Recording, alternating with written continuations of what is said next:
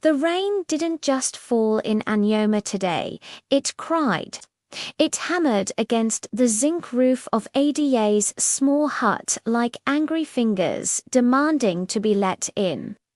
Inside, the air was thick with the scent of wet earth and the sharp, metallic smell of old blood.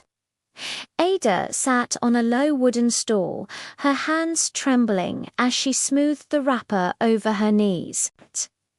It had only been 3 weeks since they buried her husband, Nawaka. 3 weeks since the man who had been bought for Harand who had brought her in. Return was laid to rest inside the red earth. By tradition, she was now a shadow. She was meant to be invisible in her in-laws' house, her head shaved, her skin rubbed with charcoal, mourning a man who had never once touched her heart. A soft knock came from the back door, making her heart leap into her throat. It wasn't the heavy, steady knock of the village elders. It was light, urgent, almost like scratching. Ada, a voice whispered through the cracks in the wood. The sound felt like home.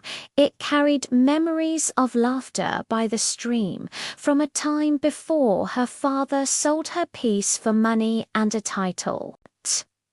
She rushed to the door and pulled back the heavy bolt. Obiora slipped inside, completely soaked from the rain, his eyes burning with an intense urgency.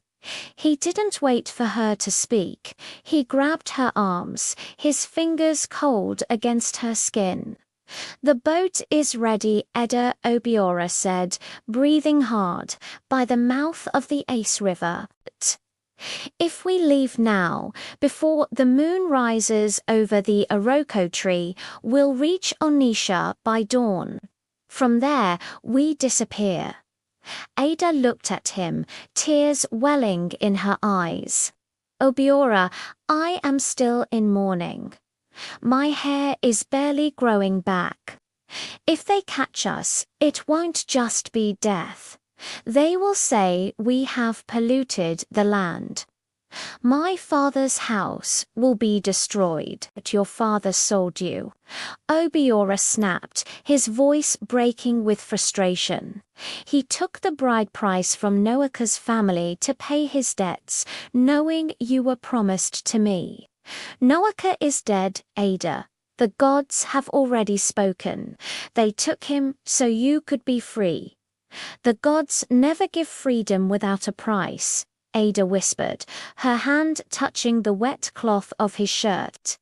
"They always demand payment." Before he could reply, a loud voice shattered the moment. "Ada, daughter of Uch, open this door." It was Okonkwo Nuaka's elder brother, the very man who planned to inherit her after her mourning period was over. The floor shook as he kicked the front door. "Hide," Ada whispered urgently, pushing Obiora toward the small space behind the large water pots. She quickly threw a dark shawl over her shoulders and tried to calm her frantic breathing.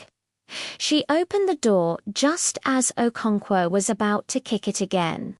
He stood there like a giant, holding a lantern that threw long, frightening shadows across the yard. "Why is the back door unbolted?" Okonkwo asked, stepping inside without waiting for an answer. He sniffed the air, his nostrils flaring. "There is the smell of a man in this room. A man who is not a ghost. It is the scent of your brother's memory," Ada replied, her voice far steadier than her heart. "Why are you here at this hour? It is forbidden for a man to enter a widow's hut at night." Okonkwo laughed, a dry, cruel sound. "I am the head of this house now. I don't follow taboos. I create them."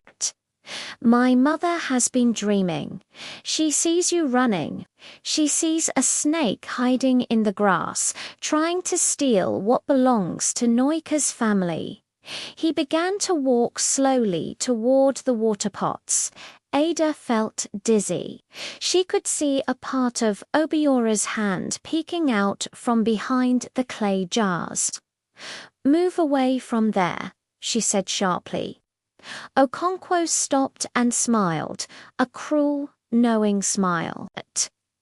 "You guard your water very closely, Ada, or are you hiding the abomination my mother warned me about?"